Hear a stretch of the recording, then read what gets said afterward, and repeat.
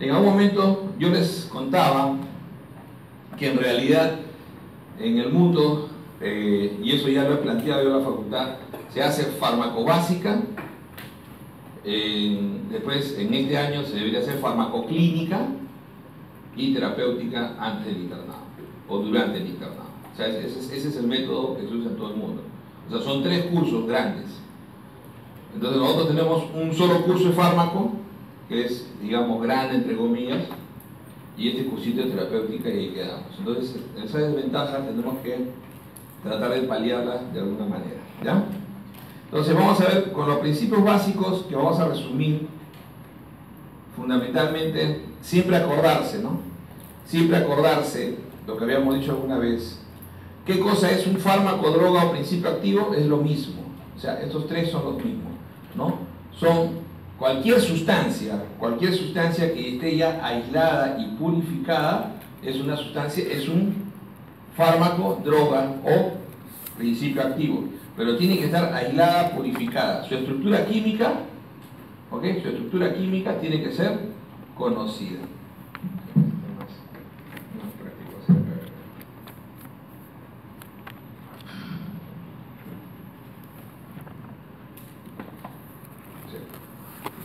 Entonces, su estructura química tiene que ser conocida y la utilidad terapéutica. Entonces, eso nos aleja a ¿quiénes? Los famosos productos naturales, donde a veces tiene más de un principio activo, entre comillas, y no está purificado, no está aislado. O sea, el principio primero tiene que estar purificado y aislado. Eso es básico. En segundo lugar, tiene que tener una estructura conocida. Miren que algunos fármacos que usamos hoy en día todavía no tienen el mecanismo, y por eso es que el mecanismo de acción no está entrando mucho, no entra en la acepción, porque algunos mecanismos de acción aún no se ha logrado dilucidar cómo funciona. Ejemplo, metformina. Usamos metformina pastos, ¿sí o no? La metformina es un medicamento que también lo tenemos que conocer muy bien y lo vamos a conocer muy bien. Entonces, el metformina usamos para diabetes, usamos para síndrome ovario poliquístico, usamos para síndrome metabólico, ¿ok? Para hiperinsulinemia. Entonces, la insulina, la metformina, conocemos bien su estructura, está bien purificada, pero no sabemos exactamente cuál es el mecanismo de acción. Sabemos lo que hace, pero ¿cómo lo hace? Ese es el problema. Entonces ahí, por eso que en la concepción, si ustedes ven, está preciso, dice, ok, sí, conocemos la estructura, conocemos cuál es la utilidad terapéutica, pero no estamos incluyendo cuál es el mecanismo de acción. O sea, por ahí, no es que no todos los fármacos te hagan esto, pero es básico saber esto de acá. Y entonces, ¿qué tenemos aquí? Tenemos que el medicamento, ¿qué viene a ser? El medicamento viene a ser el fármaco o principio activo o droga. El fármaco, principio activo o droga, pero acondicionado. ¿Y qué cosa es acondicionado para su utilización? O sea, yo tengo 1 kilo de omeprazol y en el mercado lo puedo comprar de repente a $300. Eso viene en polvo, ¿ok? Viene, viene en una estructura, en realidad un container especial. Eso viene aislado, viene incluso con una temperatura, una presión, una humedad controlada, pero no deja de ser la materia prima pura. O sea, eso es la droga o principio activo. Pero ese principio activo lo podré hacer tableta.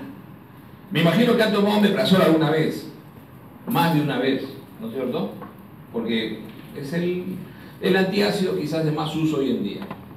Entonces, si ustedes son observadores, como futuros médicos, se habrán dado cuenta que el omeprazol, ¿cómo viene? ¿Cómo viene el omeprazol? Forma de presentación. Cápsula. ¿Y adentro qué cosa tiene? Gránulos, ¿no es cierto? Viene una cápsula. Entonces, el omeprazol, miren, el omeprazol viene una cápsula granulada. Esa es una forma de presentación, incluso viene con colorcito, bueno, eso ya es un añadido, pero viene en una cápsula granulada. ¿Por qué es importante que venga en una cápsula granulada? Entonces, el omeprazol es una prodroga. Primer concepto que tiene que quedar claro. ¿Qué cosa es una prodroga? El omeprazol es una prodroga.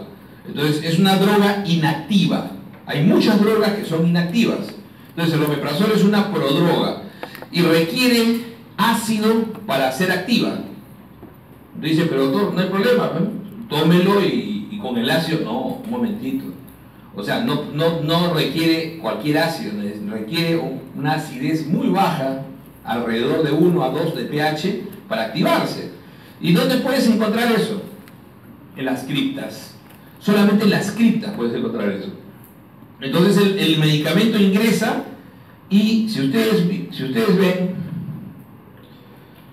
el moco en el estómago es una capa, así, ¿no? Es una capa de moco que es rica en bicarbonato. La cápsula se disuelve en ese moco. Entonces viene la cápsula y se disuelve en ese moco y suelta los gránulos. Esos gránulos se van a meter en las criptas. O sea, el granulado está hecho justamente para que después de ser soltado puedan caer y meterse en la cripta. Y de esa manera se activa. Si no hace eso, no se activa. ¿Se dan cuenta? No se activa. Entonces, ¿de qué manera yo me aseguro que esa cápsula no va a ser disuelta previamente? Entonces lo que tengo que tener afuera, ¿qué cosa es? Tengo que tener el estómago vacío. Entonces tengo que tomarlo por eso en ayunas. En segundo lugar, mientras más ácido, más fácil se activará o no. Entonces me conviene 100% tenerlo al paciente en ayunas. El paciente está en ayunas para que active bien el omeprazol. Por lo tanto, ¿a qué hora le prescribiré? Y ahí viene la parte terapéutica. ¿A qué hora le prescribiré el medicamento al paciente? 6 de la mañana. Yo siempre pongo 6 de la mañana. Y te miran feo, me dice, doctor, pero yo me despierto a las 7. Ya, pues 7. O sea, me refiero a la hora que te despiertes. Ahora, si quieres, puede ponerle, tomarlo al levantarse y sin comer nada. O sea, por lo menos uno se levanta y hasta que desayune le va a tomar media hora, 1 hora, ¿no es cierto? Por lo menos, ¿no? Claro, habrá gente, uno tiene que hablar con su paciente. No, doctor, yo me despierto y tengo mi pan al costado. Ah, no, entonces tú no, pues. Tú tienes que darte de otra manera. O sea, ¿en qué momento estás en ayunas? Bueno, si en la noche no como nada, entonces lo tomarás al acostarte. Siempre y cuando no hayas comido nada las últimas 3 horas, ¿no? Idealmente. Entonces, o cambia tu hábito. Te despiertas, tomas tu omeprazol y recién comes en 1 hora, ¿ok? Entonces, ya estamos de acuerdo. Entonces, eso le va a dar al medicamento la posibilidad de activarse. Miren que el omeprazol, el ejemplo es bonito. Miren que el omeprazol, ¿ok? Miren que el omeprazol, ya, primero hemos dicho que es una prodroga. Y el primer día, si lo toman bien, va a tener una potencia de 40% de inhibición del ácido. En el segundo día, si lo toman bien, va a tener una potencia de inhibición de 60% del ácido.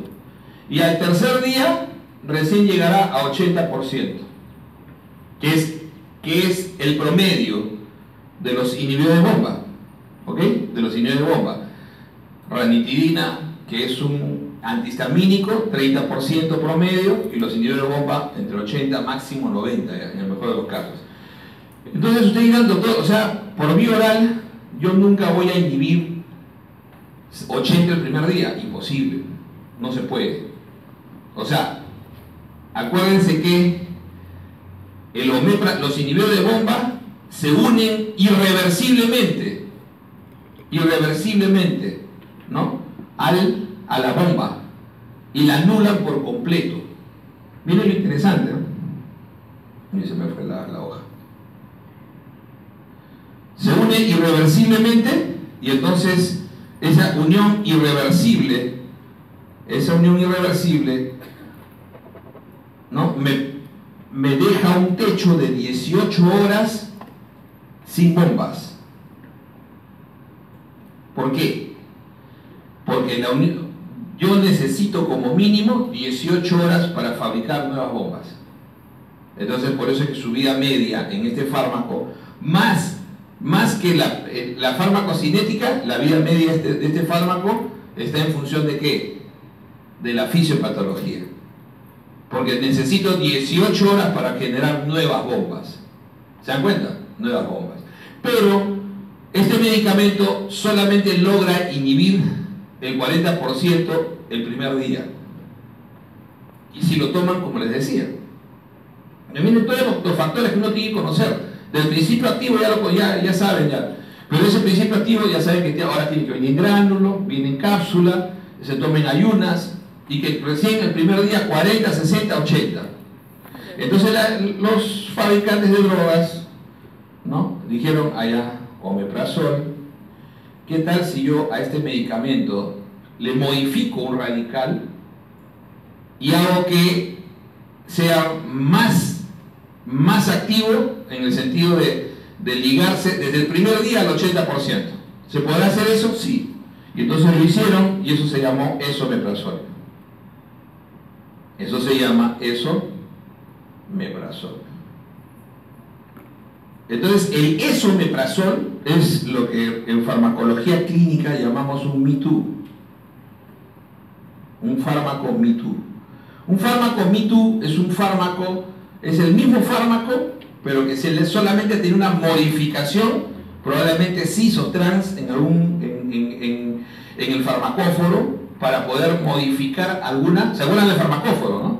Ustedes sí saben qué es farmacóforo, ¿o no? ¿Se acuerdan del farmacóforo? Eso lo hemos hecho. Por eso que no sacaron buena nota. Farmacóforo es el área que funciona de un fármaco. O sea, el área específica que ejerce la acción, eso se llama farmacóforo. Por ejemplo, un antibiótico betalactámico, el anillo betalactámico, eso será el farmacóforo. ¿Se dan cuenta? Ese es el farmacóforo. Entonces, el esomeprazol, los mitus son fármacos, concepto, los mitus son fármacos que se modifican a un área del farmacóforo en cis o trans, de un radical. ¿Y eso qué te provoca? Te provoca un cambio generalmente farmacocinético. Y el cambio farmacocinético del esomeprazol fue que se hace más afín, en realidad es un cambio casi más farmacodinámico, se hace más afín, no necesita activación, primer punto. El esomeprazol con ese cambio ya no necesitaba activación. No necesita activación, ya venía activado, por eso que lo pueden tomar en una tableta, ya no es una cápsula, ¿sí o no? El esomeprazol ya no es una cápsula, y desde el primer día ejerce el 80%. Entonces, ¿tiene ventajas? Sí, pero ¿va a ejercer la misma acción? Ejerce la misma acción. Las diferencias son, obviamente, los días. La potencia va a ser la misma, pero va a actuar a la misma potencia el omeprazol el tercer día. Entonces ustedes miran, ¿qué ventaja tiene eso? Si uno me cuesta el blister, aunque no viene en blister el omeprazol, la tira, ¿no? La tira de omeprazol de 10 me cuesta 2 soles, ¿o no? Genérico, claro que sí. ¿Y cuánto me cuesta un esomeprazol en tableta, único? Solamente una tableta me llega a costar 3 soles 40, o 2 soles 80, un copia. Y el Nexium, que es original, me va a costar alrededor de 12 soles, ¿no? cada tableta. Solo por el hecho de tener esa capacidad. ¿Se dan cuenta? Yo le prescribiré a mi paciente esomeprazol, siempre no. ¿Cuándo le prescribiré esomeprazol? Cuando necesito que actúe rápido. Entonces, si alguna indicación tiene esomeprazol, es eso, que actúe rápido. ¿Se dan cuenta? Que actúe rápido. Quizás para el paciente que no sigue bien las indicaciones y lo toma en cualquier momento, también puede ser más útil. Porque ya saben que el omeprazol tiene que tomarse bien, en ayunas, estómago vacío, etc. Entonces, todas esas atingencias, eso lo hacen un medicamento. O sea, el medicamento tiene todas esas atingencias, la forma, el fármaco acondicionado, la forma de presentación para su utilización, que puede ir combinado, puede ir solo, puede ir en forma de suspensión, puede ir en forma de tableta, puede ir en forma de cápsula. Entonces, y definitivamente que le da seguridad y eficacia a ese principio activo. Entonces, cuando uno tiene un medicamento, uno dice, el medicamento es lo que el paciente va a utilizar. Y dentro tiene el principio activo. El principio activo va acompañado ¿de qué? De un excipiente, que en realidad es todo lo que lo rodea para hacer posible que tenga una buena estabilidad, y de un vehículo. ¿Qué es eso? El medicamento, o sea, el fármaco requiere un vehículo. Ese vehículo es aquel que le va a permitir una mejor liberación o quizás una mejor absorción, o lo va a proteger. Por ejemplo, en la vía intramuscular, los vehículos oleosos duelen, pero permiten que la liberación sea más continua y no sea tan errática. Entonces, a veces algunos fármacos requieren vehículos oleosos, otros requieren vehículos en alcohol. Hay tabletas que van a requerir algún tipo de sustancia que la haga más polar, por ejemplo. Entonces, eso, o le baje la acidez al fármaco para poder ser mejor absorbido. Entonces, como se dan cuenta, el acondicionamiento no es cualquier cosa. Es más, hay efectos adversos en el acondicionamiento. Algunos le hacen, doctor, yo toda la vida tomaba mi metformina y ahora ¿sabe qué? Ahora me produce una dispepsia horrorosa, eructos, no lo tolero. ¿Pero qué tomabas antes? Metformina, y ahora no. ¿Pero cuál era la marca que tomabas antes? No, antes tomaba glucofage, que es el original. ¿Y ahora qué tomas? Bueno, veneno de cobra, es pakistaní, ¿no? Hindú pakistaní, veneno de cobra. Eso es lo que me dan, doctor, ahora. Bueno, vas a tener que cambiar de marca. Porque lo más probable es que el fármaco que estás usando tenga algún vehículo. Entonces uno lo revisa, cuando uno tiene tiempo, uno lo revisa, porque uno puede revisar esos aditivos. El Digemit, y le pongo el ejemplo, ¿no? Uno de esos productos que usábamos en el seguro tenía como uno de los medios lactosa. Y entonces el intolerante a la lactosa, ¿qué va a provocar? Gases, dispepsia. O sea, sobre el efecto adverso que ya normalmente tiene la metformina, que siempre produce en un 30% de los pacientes cierta dispepsia, que tenía lactosa en su medio le provocaba incluso hasta diarrea en algunos pacientes. Entonces el paciente, tú dices, no, ya no puedes usar. No, sí puede usar. Sí puede usar. Porque en realidad lo que tienes que hacer es cambiar la marca. Porque el acondicionamiento no es adecuado para el paciente. Tuvimos un grupo de pacientes que comenzó a hacer reacciones adversas, rash. En realidad hacían un rash con clindamicina. Y nos habían cambiado la marca de clindamicina. Y nos pusimos a investigar y nos dimos cuenta que era otra marca de clindamicina. Era veneno. Yo por eso no rajo por gusto. Era veneno de cobra. O sea, de la clinda que nos venía fabricada en Puerto Rico, comenzamos a comprar una que era fabricada en India. Y parece que uno de los diluyentes provocaba en algunos pacientes rash, una reacción alérgica, que ni siquiera era una reacción real y mediada porque no había IgE, no elevaba IgE, sino era lo que se llaman, vamos a ver ahora, reacciones pseudoalérgicas. Y el paciente hacían rash.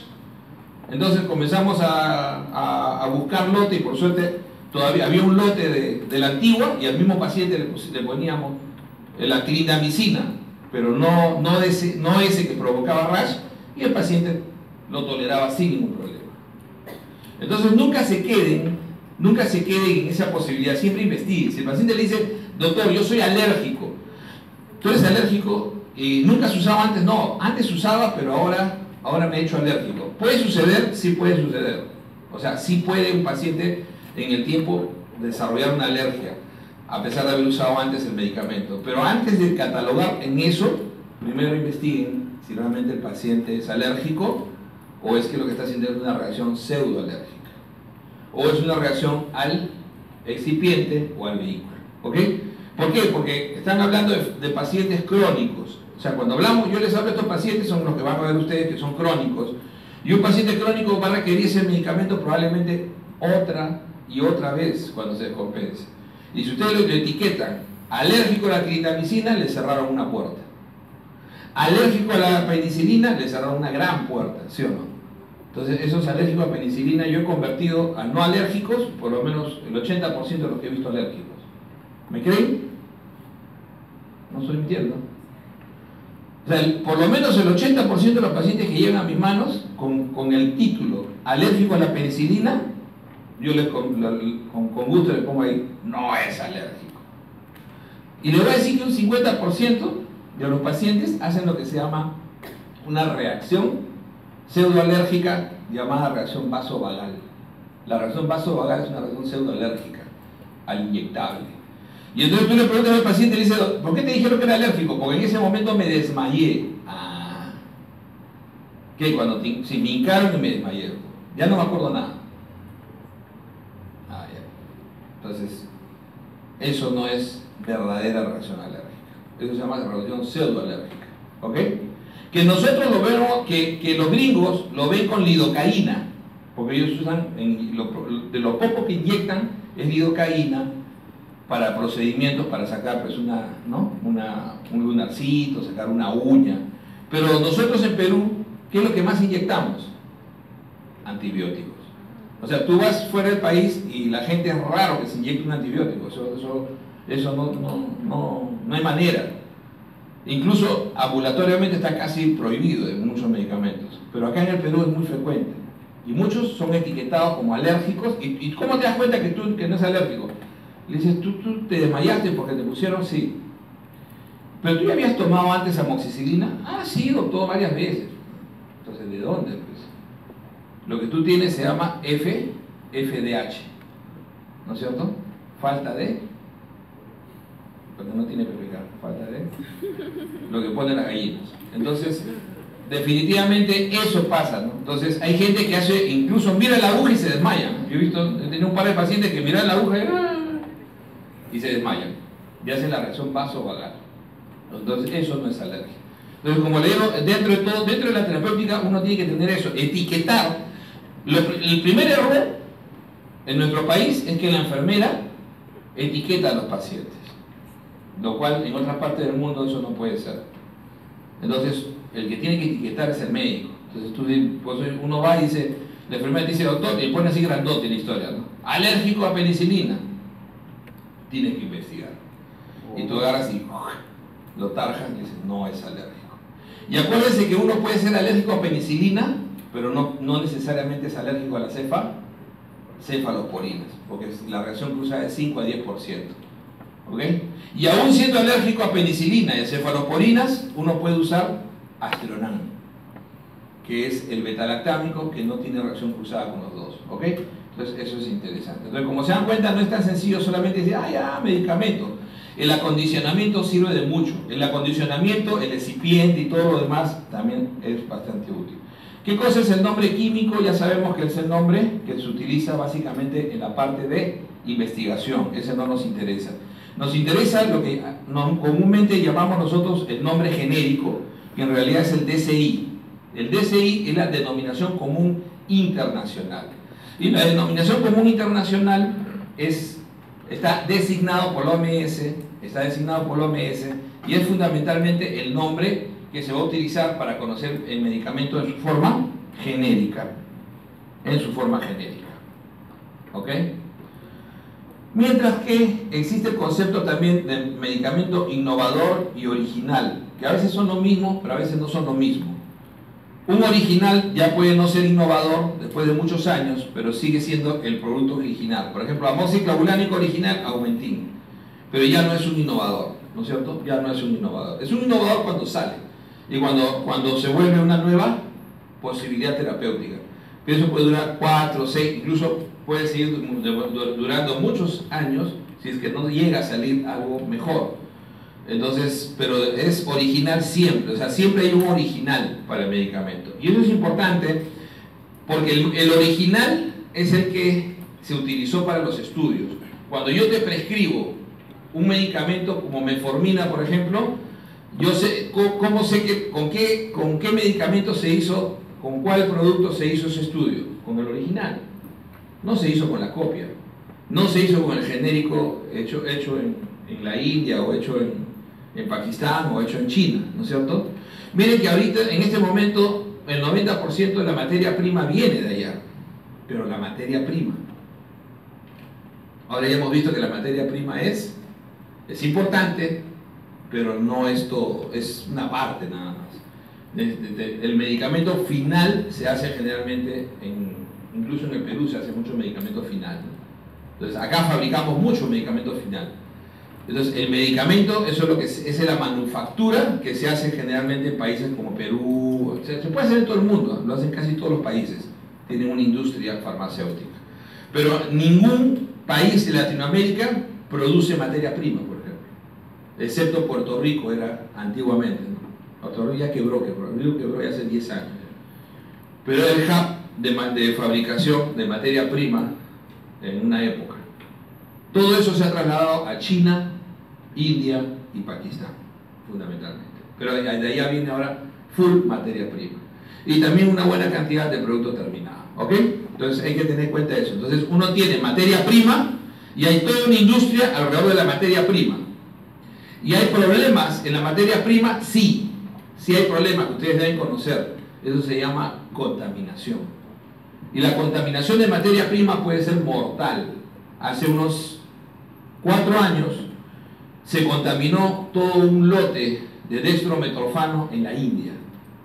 Y en el mundo murieron 54 niños. Niños, ¿eh?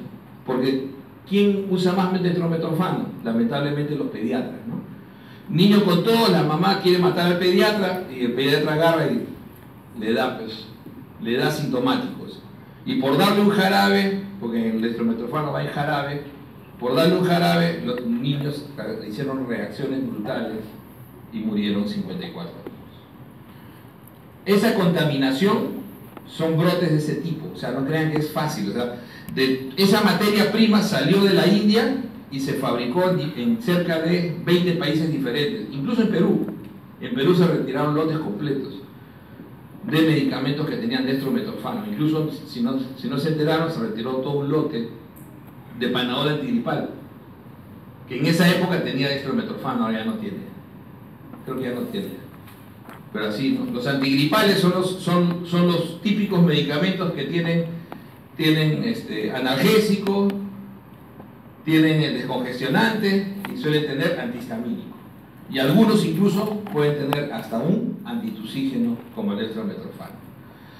¿Qué pasa si le pones de repente mucha gente tomó, pero no le pasó nada porque la cantidad era poca, por suerte?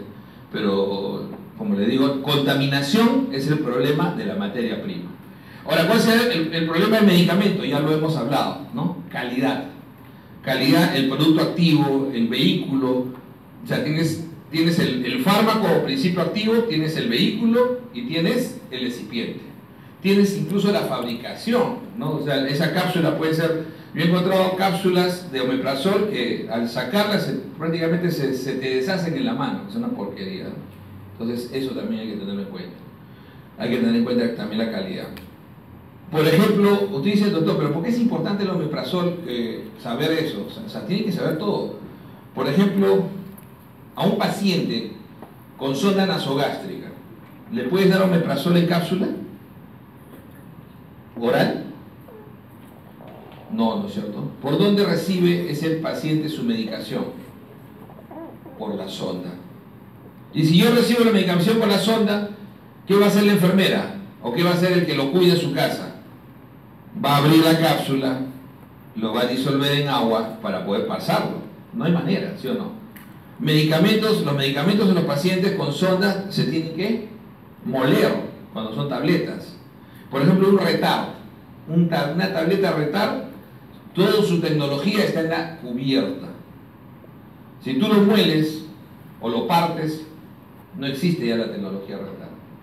Entonces, graso error. Entonces, miren todos los problemas, eso lo vamos a ver más adelante. Entonces, definitivamente, yo no puedo utilizar una cápsula de un paciente con sonda. Usted tiene que conocer a tu paciente. Y ustedes van a medicar cantidad de pacientes con sonda, cuando sean internos, si son geriatras. En general, hoy en día hay muchos pacientes que utilizan sonda postrados y que uno tiene que saber eso definitivamente. Solo para mencionar esto, ya saben ustedes que en el proceso de investigación el ensayo clínico es fundamental, ¿no? Entonces el ensayo clínico es fundamental Porque el ensayo clínico en sus cuatro etapas en realidad, va primero a darnos la certeza de tolerabilidad y eficacia, primero tolerabilidad y seguridad, después eficacia en grupo pequeño y después una eficacia ya en un grupo multicéntrico, que es el estudio 3. Y en el estudio 4 se determina ya efectos adversos que no han sido apreciados en los estudios con menos población. Entonces uno sabe que existe una etapa de descubrimiento. La etapa de descubrimiento, ¿qué características tiene? Eso siempre tiene que acordarse, porque a veces eso es lo que nos olvidamos con mucha facilidad. La etapa de descubrimiento parte de ubicar lo que se llama la diana terapéutica. La diana terapéutica. Entonces la diana terapéutica es justamente ese proceso que nosotros queremos interferir o queremos activar. Ejemplo, ¿cuál fue la diana terapéutica de metformina? Aunque no se sabía el mecanismo de acción, era fundamentalmente disminuir ¿qué? La producción de glucosa en ayunas. Es el único fármaco que puede disminuir la producción de glucosa en ayunas. El único, no hay otro. Entonces, esa es su diana terapéutica. ¿No? Esa es su diana terapéutica. Entonces, definitivamente, además, en este proceso de investigación, descubierta la diana terapéutica, se descubre el fármaco tipo. El fármaco tipo, y este debe tener el farmacóforo, que no es otro que el área encargada de ejercer esa acción, y que vamos a ir probando, como ven ustedes, inicialmente entre 5 y 10.000 compuestos son probados en la etapa de descubrimiento. Una vez que uno logra precisar muy bien todo en esta etapa, uno precisa muy bien en esta etapa todas estas características, uno va a la etapa preclínica. Ya en la etapa preclínica, uno escoge más o menos entre 200 a 250 productos muy parecidos y comienza a probarlos para ver farmacocinética, fundamentalmente farmacocinética en animales, modelos animales. Entonces vas descartando. Este se liga muy poco a las proteínas, vida media muy corta. Este se liga demasiado, vida media muy larga. Este se excreta demasiado rápido. Este tiene patrones de absorción, por decir, ¿no? Patrones de absorción muy erráticos. Y entonces vas descartando, que siempre el primer problema de un fármaco en descubrimiento es la parte ADME, o sea, absorción, distribución, metabolismo y excreción, ¿no es cierto? La parte ADME. Entonces ahí, hasta que te quedas con un máximo de 5 productos a probar. Cuando ya tienes tus 5 productos, a veces 2 y a veces 1, generalmente el regulador te dice no puedes entrar con uno solo, por lo menos debes entrar con 2, ¿no es cierto? Por lo menos debes entrar con 2 posibilidades.